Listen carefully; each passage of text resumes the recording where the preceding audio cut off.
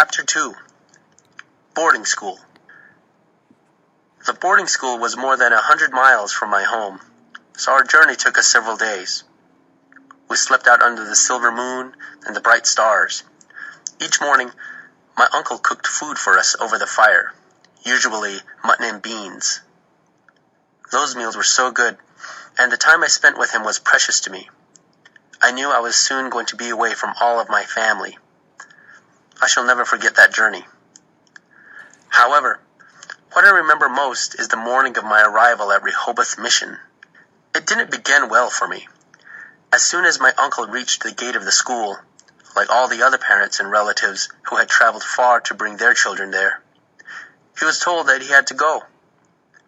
He patted me one final time on my shoulder, stroked his mustache with his other hand, and nodded slowly. "You will remember," he said.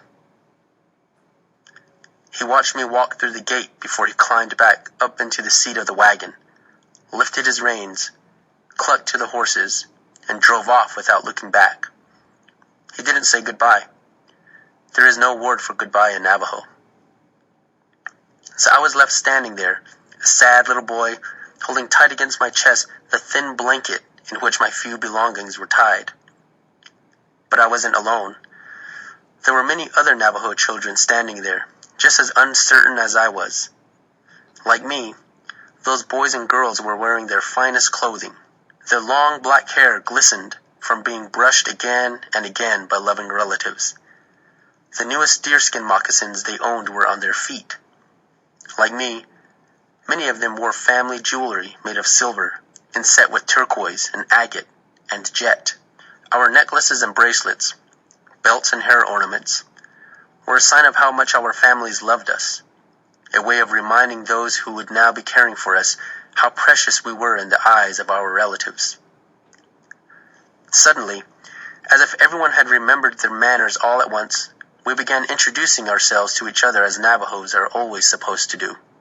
We said hello, spoke our names, told each other our clans and where we were from. As you know, our clan system teaches us how we were born and shows us how to grow. By knowing each other's clan, the clan of the mother that we were born to, the clan of the father that we were born for, we can recognize our relatives. "Yate," a tall Navajo boy with a red headband said to me. "Hello. I am Many Horses. I am born to Bitterwater clan and born for Towering House.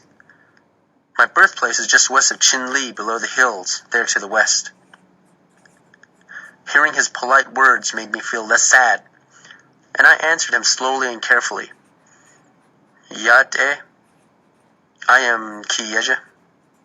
I was born for Mud Clan and born to Towering House. My birthplace is over near Grants. I am the son of Gray Mustache." A round-faced girl wearing a silky shawl stepped closer to me and bowed her head. "Hello, my relative," she said. "I am Dawn Girl. I too was born to Mud Clan. I am born for Corn Clan." It wasn't always easy for me to understand what those other boys and girls were saying. Even though we all spoke in Navajo, we had come from many distant parts of Dinetka. In those days, our language wasn't spoken the same everywhere by every group of Navajos. But despite the fact that some of those other children spoke our sacred language differently, what we were doing made me feel happier and more peaceful. We were doing things as our elders had taught us. We were putting ourselves in balance. Suddenly, a huge white man with a red face appeared on the porch above us. "Be quiet," he roared at us in English. Even though most of us couldn't understand the words he shouted, we all stopped talking. For a moment, before we remembered it is impolite to stare, we all looked up at him. Many of us had seen white people before, when we went to the trading post with our elders. Almost every trading post was run by white men. Most of them also had their wives and families with them. Because there were no other kids around, those Bilagana boys and girls often played with the Navajo children. Some of those white traders' children even learned to speak Navajo pretty well, at least much better than their parents. It's not easy for other people, even other Indians, to learn to speak Navajo properly. The traders always tried to use a little Navajo, but they knew very few words. Sometimes they thought they were saying one thing when they were saying something quite different. I liked to hear the funny way the trader at our post tried to talk Navajo, but I kept a straight face because it would have been rude to laugh at a grown-up. Even a grown-up Bilagana who had just said that all the sheep above the age of 6 should be in school. However, even though most of us had seen white men before, none of us had ever seen one like that red-faced white man who yelled at us on my first day at the boarding school. His skin was so red that it seemed to be burning. His hair was also that same fiery color. Moreover, his hair was not just on top of his head, where thick hair is supposed to be. It was all over his face. Among Navajos, some men may allow a little hair to grow on their upper lip, just as my uncle and my father did. But this red man had as much hair on his face as an animal. It was on his cheeks, his chin, his neck. Thick red hair even grew out of his ears. He pointed his finger and yelped more words that none of us understood. "Is that a man speaking? Or is it a dog?" one of the boys next to me whispered in Navajo. He wasn't joking. It was a serious question. The huge white man's angry shouts did sound like the barking of a dog. We all put our heads down as that red dog white man yelped and roared. Finally, he became silent, but he kept staring down at us, waiting for something. When none of us moved, but just stood there, politely looking down at the ground, he barked at us again even louder. We didn't realize that he was ordering us to lift up our faces. We couldn't understand that he was telling us we must look at him to pay attention. None of us yet had learned that white people expect you to look into their eyes, the way you stare at an enemy when you are about to attack. Among Bilaganas, the only time children look down is when they are ashamed of something. "What does he want?" a girl whispered in a frightened voice. "He seems angry enough to eat us." A dark-skinned man with a kind face walked up to stand beside the big red white man. The red white man growled something at him, and the dark-skinned man nodded. Then he turned to us. "Yate, my dear children," he said in Navajo in a comforting voice. "My name is Mr. Jacob Benali. I am born to Salt Clan, and born for Arrow Clan." That was when all of us realized this dark-skinned man was Navajo. We hadn't even thought he was any kind of Indian at all before he spoke. It wasn't just because he was dressed like a white man, but because his hair was so short. He wore no hat, and you could see that all his hair had been cut off close to his scalp. We had never seen a Navajo man with such short hair. Back then, all Navajo men were supposed to have long hair. Realizing that this man, dressed like a white man, was a Navajo, made us look around the schoolyard. We had already noticed that there were many older boys and girls there, all in uniforms. We had thought they were Bilagana children. They were watching us silently. Now we looked at them differently, seeing that their emotionless faces looked Navajo.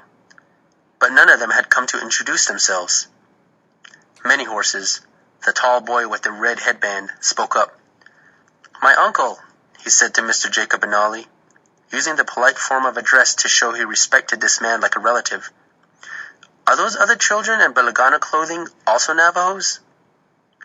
"Yes, my nephew," Mr. Jacob Benali said, "but I am sorry that I must now tell you something. Listen well. You are forbidden to speak Navajo. You must all speak in English or say nothing at all." All of us stood there in silence. Most of us didn't know any words in English. Those who did know some English words were so shocked that they couldn't remember any of them. Finally, Mr. Jacob Benali helped us. "Children," he said in Navajo, "here is a word of greeting that you can say. Watch how I hold my mouth, and then repeat it after me. Hello. Hello." All of us did as he said. We opened our mouths and made those two sounds. Hello. Hello. Hello. We hoped that this kind Navajo man would stay with us and keep talking Navajo. His job as an interpreter, though, was for one day, and one day only. After that, he went back to working in stables and speaking broken English. The only way left to us was to speak English. Thinking back on it, years later, I see now that it was a good policy in one sense. In the weeks that followed, we learned English much more quickly because we couldn't use our native tongue. But I can never forget how sad it made me feel when I learned enough English to understand what the angry red white man, whose name was Principal O'Sullivan, had to say about our sacred language and our whole Navajo culture. "Navajo is no good, of no use at all," Principal O'Sullivan shouted at us every day. "Only English will help you get ahead in this world." Although the teachers at the school spoke in quieter tones than our principal, they all said the same. It was no good to speak Navajo or be Navajo. Everything about us that was Indian had to be forgotten.